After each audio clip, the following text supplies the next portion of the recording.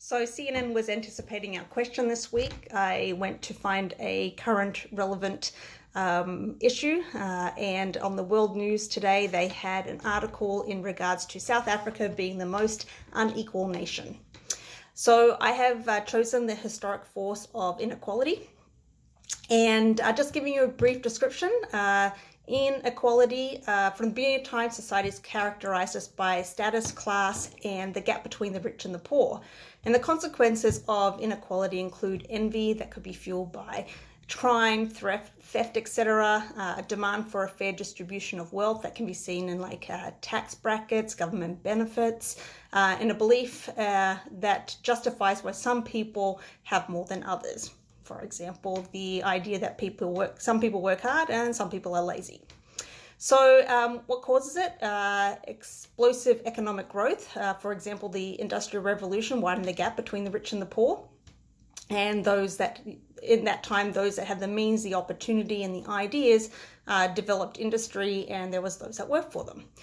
So to understand the gap in the world platform and understanding the income distribution, it's measured by the Gini index.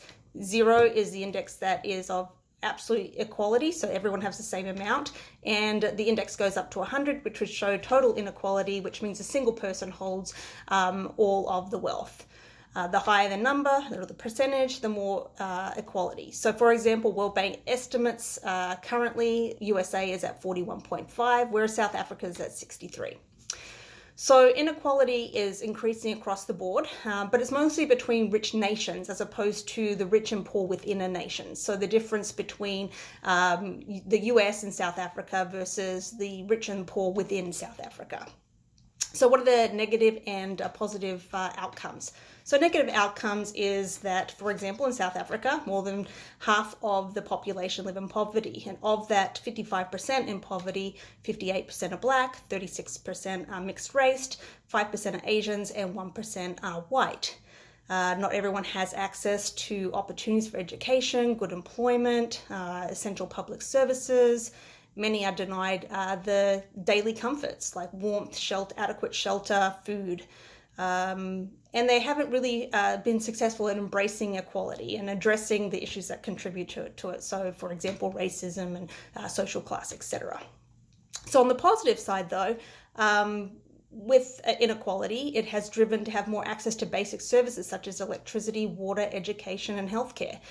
There's government programs that are in place to help those that are living within poverty, and there's increased access to purchased land and healthcare, which wasn't available 25 years ago.